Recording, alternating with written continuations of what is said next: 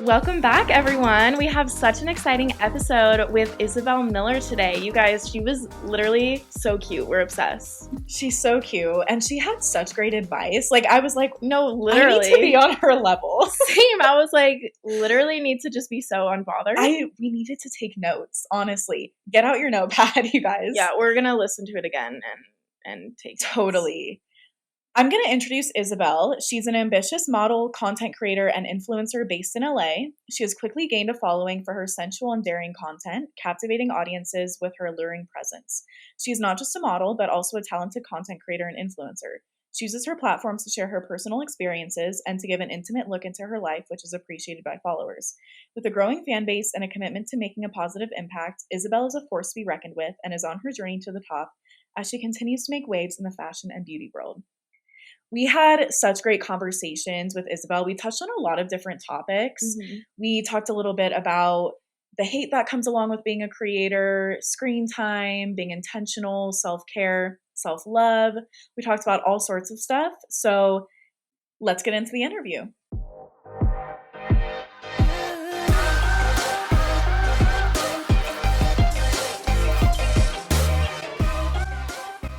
Isabelle, over all of your platforms, you have over 1 million followers. Is that correct? That is, for the most part, I used to have a huge Twitter account that unfortunately got taken down. But I have a backup account, and honestly, it didn't affect me much. So, yeah, pretty close. Well, with all of those followers, I'm sure that you've come across negative comments, even hate thrown your way. How do you deal with that? Because that has got to be so difficult. Honestly, it was difficult at first because I was really tempted to kind of like, hash it out with them and be like, oh no, you're not telling the truth. That is not okay. Don't comment mean things, etc. But over the years, I've realized that I have nothing to prove. If they don't like it, if they're not happy here, I'll just delete and block them. I mean, what is there to hate about somebody's body or, cute pictures, sexy pictures, etc.? And I don't know. It's gotten to the point where nowadays there's this lady I follow on social media. I think her name is Emily Marico, and she makes amazing cooking videos. Yes. And I see so many hateful comments. I'm like, how do you hate cooking videos? It's so bizarre. Right. Like, people are always going to hate no matter what. Exactly. And that's what I figured they're going to hate no matter what. It doesn't really affect me. I can just block them and move forward. True, because you have so many other people who follow you and enjoy your content that it overshadows it. Exactly. There's so much more positive that's coming out, more so than the negative. So I don't like to really to give my energy and time to something that doesn't benefit me. Yeah, no, I think that's awesome. That is definitely something we can relate to because sometimes those comments, like, they're just so rude for no reason. And like, you just want to respond and like fire back. And it is hard Yeah. sometimes. But then when you realize, like, at the end of the day, that's their issue. It doesn't matter. You're doing you. You're out there looking so good and looking so confident. Like, it doesn't matter at the end of the day. But that is definitely a good tip. Yeah. I may have stalked a little bit. I may have stalked your Instagram. I'll Oh, just say not a I'm no better problem. than a man.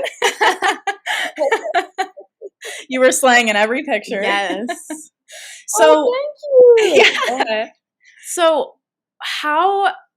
you are an OnlyFans model. So how Yes. did you kind of step into that? And is that sort of a way, like, do you feel empowerment through doing that? Because you look so confident and so good in all your pictures. So I am getting that it's a way of empowerment. So like, how did you step into that?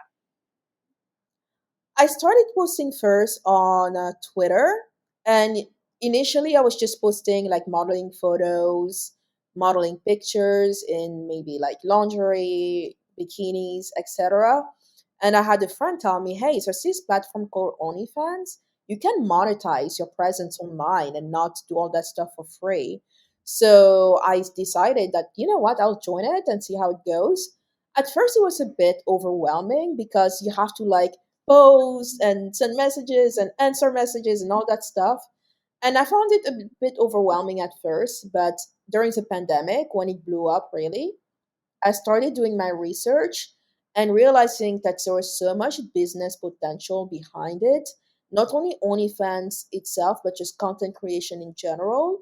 So that really got me going. And I decided, you know what? I'm going to go all in on this and really knock it out of the park because this is my time, this is my opportunity. Why not just go at it? And that's what I did. And it was fantastic for me.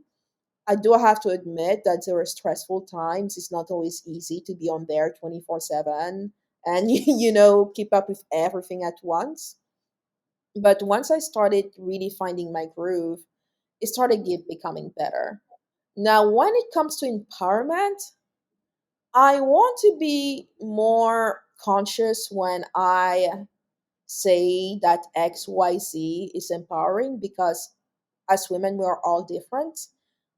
That's why I don't really give advice or tell people you should do OnlyFans, do it, because it's very different for everyone. Mhm. And what's empowering for one person is not going to be the same thing for the next person. And also maybe not forever. What makes you feel empowered 5 years ago might feel different the next 5 years. So I think empowerment fundamentally comes from within and not necessarily your profession or online presence. I love You that. had such great points in there because it's so true. And it is a very stressful job, and there's a lot that comes with it. And I feel like it's hard too because there's such a stigma with OnlyFans and with sex work in general. And so I think that it's really good when you're posting and you're promoting your account and your portfolio that you can see how confident you are. And like, I feel like for you, this is something that you enjoy doing, but it might not be the same for other people. So that's a good point. Because I know some girls that are like on TikTok and saying, like, this is how you do OnlyFans. I recommend everybody does it, but not everybody is comfortable with it. That's very true because there is a big stigma. And if you cannot live with that stigma for the rest of your life, if there's shame attached to your sexuality, your sense of self, and what you have done in the past or going to do in the future, I don't recommend it. And I think the unfortunate part is like there are people who do have shame, who do have problems to do it anyway, and maybe it's gonna work out for them in the future. But I think if you have that baggage, I don't think it's necessary. There are so many ways to get quote unquote rich or make money or get fame and etc. And OnlyFans had it doesn't have to be that. So unless you're really into it and that's something you see yourself doing into long term, because I know people out there who are just knocking it out of the park and they are so consistent with it and really put their mind, body, and soul into it, and it works out so well for them. But like I said, it's not for everyone, and that is completely fine. And societal stigma, it depends on who you are. Some people it affects them more, some people it affects them less. And that's once again one of these things where hate comes and goes. Some people will choose to perceive you in a disrespectful way, and that's their choice. One thing in life, I don't like to make other people's problems mine. So that's my mantra. If somebody doesn't like the fact that, I do OnlyFans or Instagram modeling and stuff, there's nothing I can do about it. I know myself fundamentally, and that's it. Oh, I love that.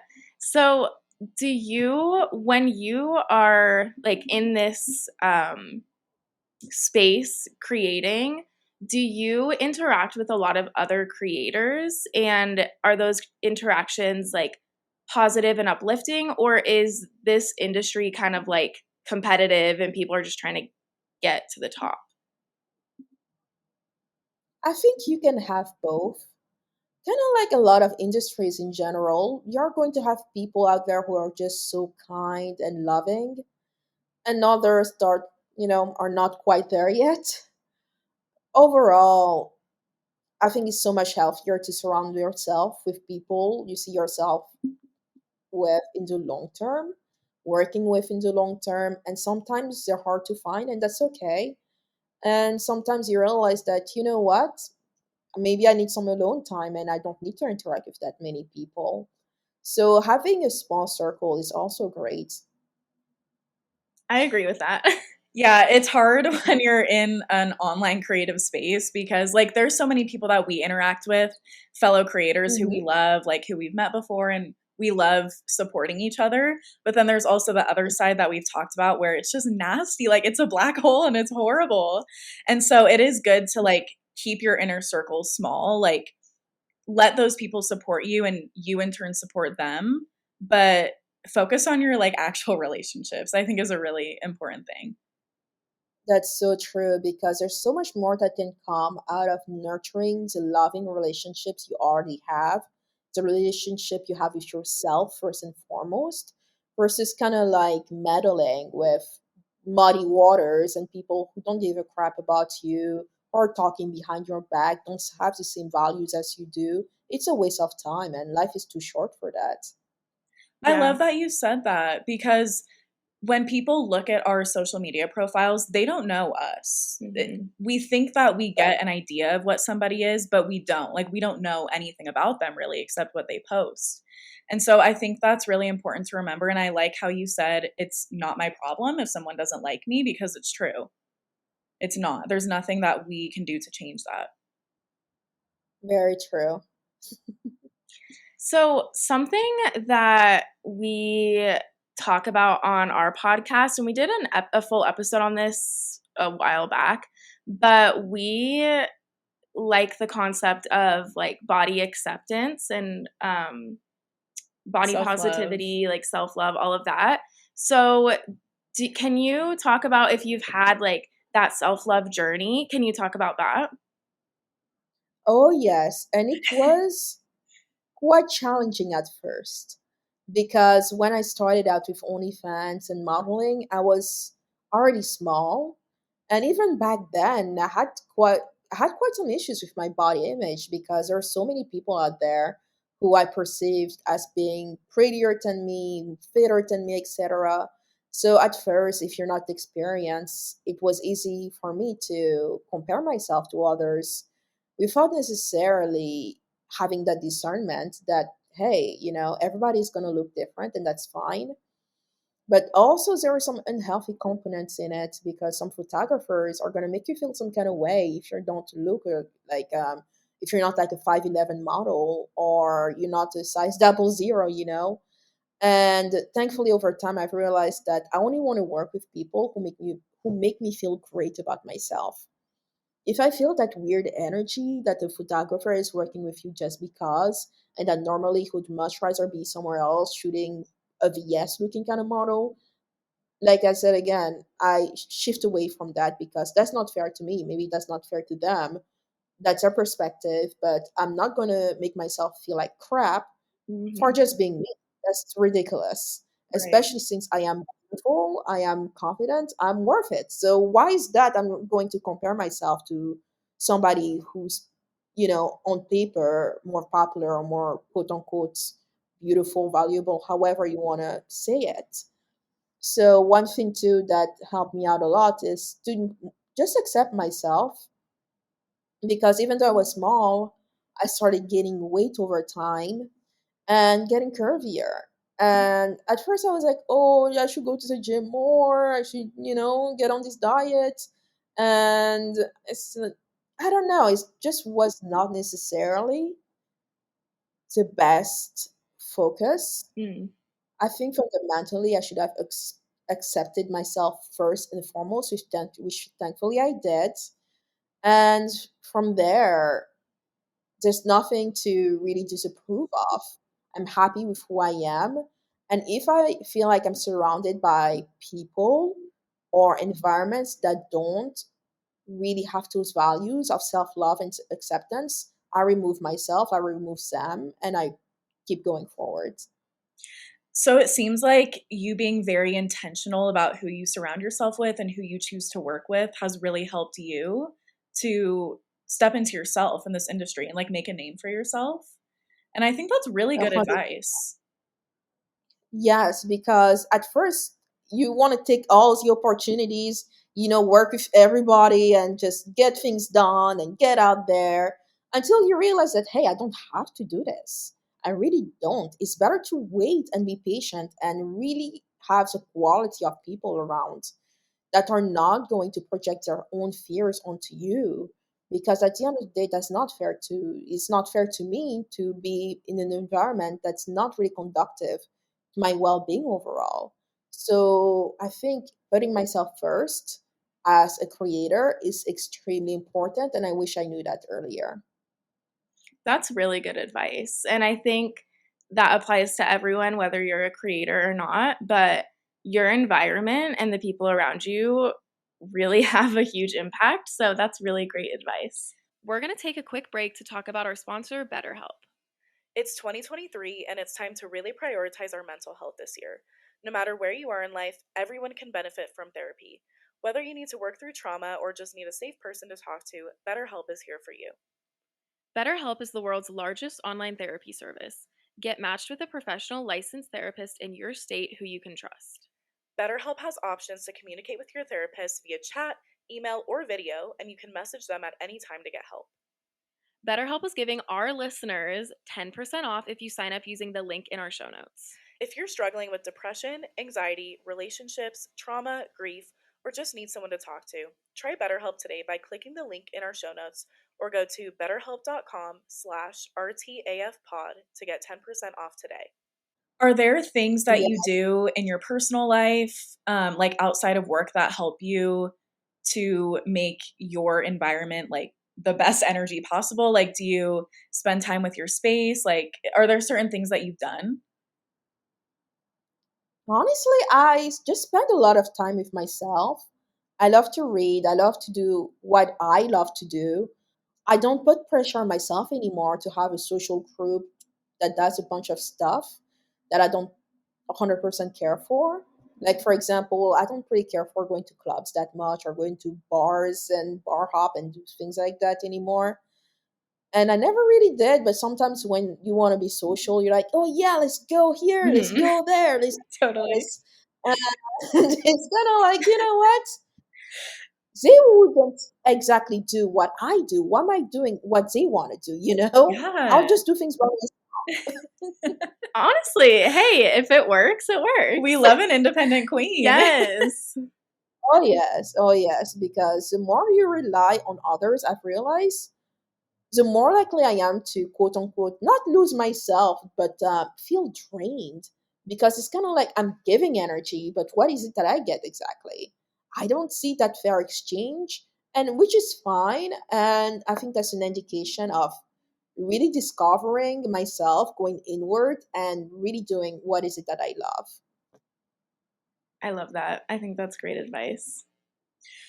Have you taken steps, like physical steps in your self-love, like self-acceptance journey? For example, like, do you like to journal, or are you like an avid therapy goer, or do you have like certain self-care regimens that you do to help you with that? Yes, I have done a lot of self-care. One thing that I just love doing is reading every morning, really getting that time to myself to reflect, slow down, enjoy, especially my cup of coffee daily, at least for now, that I love. Besides that, I do journal occasionally. I used to journal a lot more, but I realized, you know what? It kind of leads me to overthink, and I don't want to overdo it, Mm. Mhm. because sometimes we tend to like, I think we tend to overcomplicate everything with so many concepts here and there and discourses, and it's like, it's really not that deep at the end of the day. At least for me personally, I like to simplify everything. I used to be a therapy goer, and I think that helped me a lot. But one thing too that has helped me a lot is to go out of my way to really work on my long term goals as well and be focused on that. Because it's easy to get caught up in what society deems as what self care should be like versus realizing what your own self care actually is. Mhm. Yeah, And with that, oh, sorry, go ahead. yeah, and with that, I've discovered transcendental meditation. And while it's not something that I do every single day, but I find it really powerful and profound because it really helps me get grounded without necessarily sitting there in my bed and try to meditate day and night. And Yeah. then guess what? Do you feel like meditation has helped you to manifest at all? I don't know how you feel about manifestation, but I'm really interested in it. I think partially yes, because I think one a big thing about manifestation, you really need a clear mind for that. And if you don't really have clarity in manifestation, I don't know how helpful it is, at least personally. And the clearer I am, the more intentional I become, which makes the quote unquote manifestation more powerful. So that's my perspective on it. It's like if you need clarity of mind, yes, meditation can help, but I wouldn't make it compulsive. I say, I need to meditate and Yeah. recite this but to XYZ because when it's mechanical, you lose something out of it because I don't know about you, but when somebody tells you recite this affirmation every morning and then meditate for 30 minutes and do a sound bath, it looks like a shopping list. And what is it about it that's really intentional for you? Hmm. So I think that's something that I love to get into. And it's like, what is it that actually makes sense? Because if I sit here somewhere in a sound bath and I don't feel connected, I have every single reason to leave without thinking that I am, doing something bad for not taking care of myself. So I think intention and awareness is really important. That is so true because I'm in the same boat with you about journaling. Like sometimes it just stresses me out way more and then it feels like I like how you said like a shopping list of things that you have to do. So if something isn't working for you self-care wise, but it's very popular mainstream, it's okay to not do that and I really like that you highlighted that.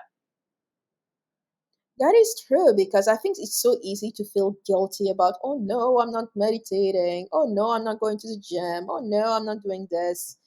But I think behind procrastination, there's some truth to it. Maybe you really hate eating eggs in the morning, and that's Yeah. fine. You Right.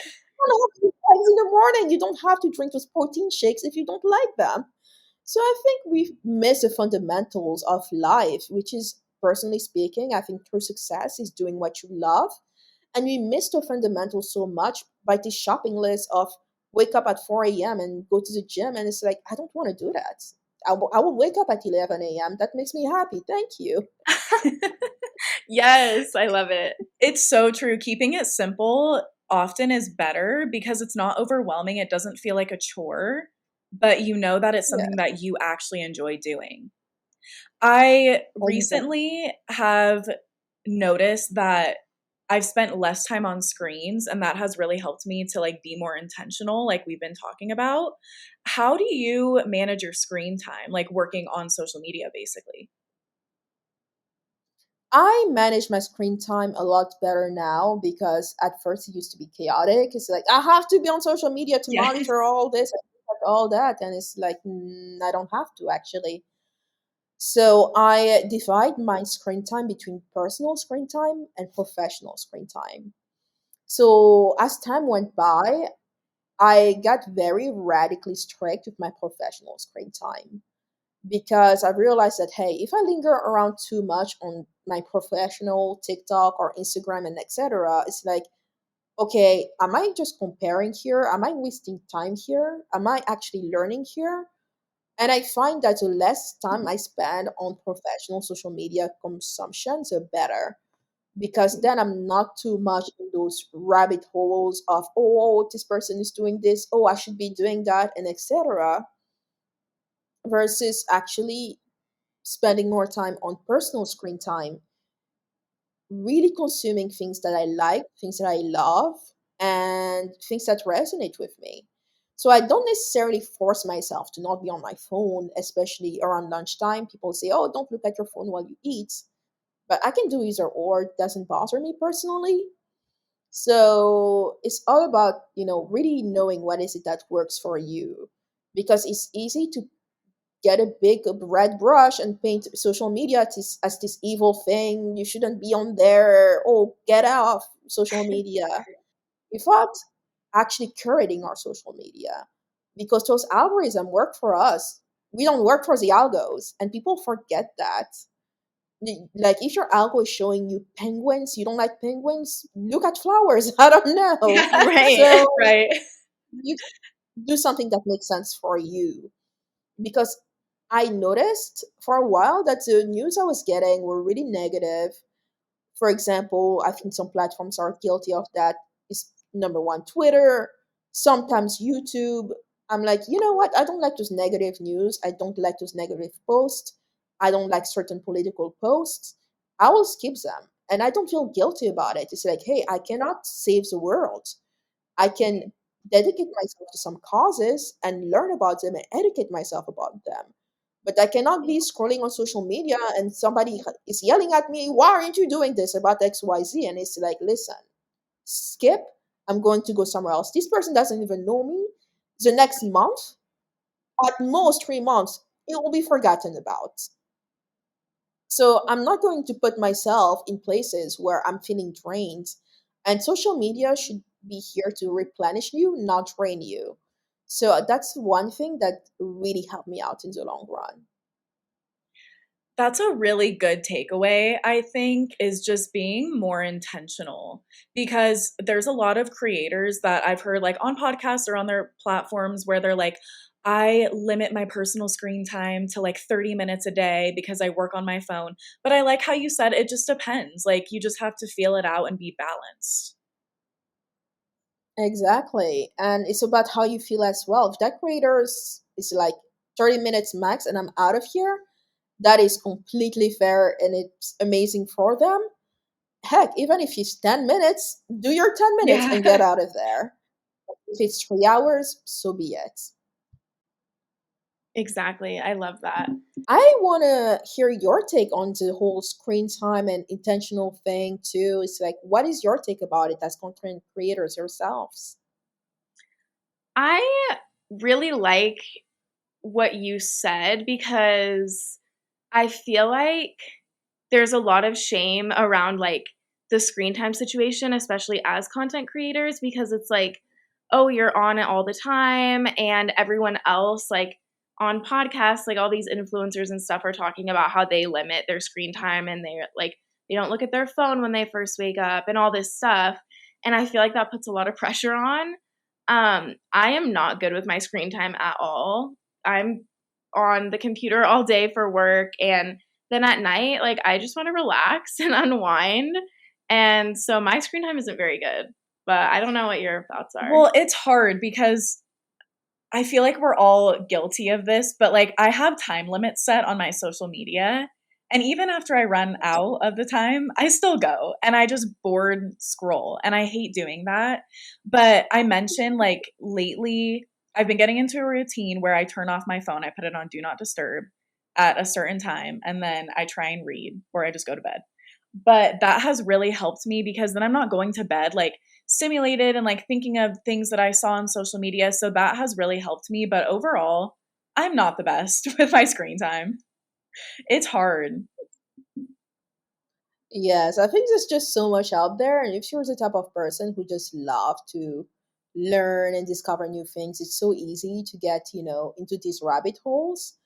And I think one thing too that helped me is like really being more intentional too about the creators that I follow, so about the type of content that I follow. Because some people, especially on YouTube, they have this really like clickbaity, controversial title, Mhm. and like, oh, let me see that one, and you're like, Yeah. you know, what? This felt kind of icky. Is this really what I want to be consuming? So I think that helped a lot too. And sometimes I feel like, why am I watching all these videos? Maybe I should be reading and etc. But then I realized, you know what? If I'm tired later on in the evening and I don't get information as much as in the morning, what is reading really gonna do? So I kind of like, think about it as well. So I think overall, at this point, it's like until I'm tired of it, then I'll just see how it goes. Yeah. Yeah, really just like being intentional. I think that's the whole theme of like this episode. But it is hard. Like I specifically remember one time I felt so guilty because I watched a 75-part TikTok. I went down like a 75-part TikTok rabbit hole about Britney Spears. Wow. Ooh. And I was Wow, like, never saw it. it I was never knew there were so many parts TikToks. That's so amazing. Yes. it was insane, but I was like so hooked in. And then I was like, hey, I need to delete TikTok. I need to do this. Like I need to stop social media. No, I was so dramatic. But it does get hard. So I like how a big theme, it seems like in your life, is just like being intentional with how you spend your time and who you spend your time with and who you work with. That is so true. One thing too that really helped me out lately was, like, for example, your 75 part thing. If I see something like that that's really time consuming, like for example, I'm binge watching an entire series on Netflix for like maybe a day or two, I said it from the get go. I'm not going to be guilty about this. This is what I want to do. And that's it. I'm just going to love it, enjoy it, and not feel guilty about this. And I think that helped a lot. And it really helps me gauging how I feel afterwards. If I feel like, you know what, I could have done without it, next time then I just do without it. Next time I see something similar, I just move forward because I know that, hey, this is not doing much for me at the end of the day. But if I realize that, hey, I really love binge watching certain series on Netflix, then trust me, I'll binge watch the series. I am obsessed with that because that's something that I struggle with a lot. Like the productivity guilt, like if I'm just laying there or I'm maybe not being as productive as I should be. Like for example, a lot of times I'll get off of work and then I'll immediately be like, okay, I need to work on the podcast and do school and do all this stuff. But then lately I've been trying to listen to my body and say like, if I just immediately go from working all day to working again and not just taking a break and literally just laying there if I want to, that I'm not going to be productive anyways. So I think that that's definitely inspiring me that I feel like I'm on the right path of like listening to my body after what you said. So I like that. Yeah. So I mean, we're the captains of our own ship. So if we decide what's good for us, I think that's the best thing we can do. That's hard in today's hustle culture, like especially in this country. It's just so hard.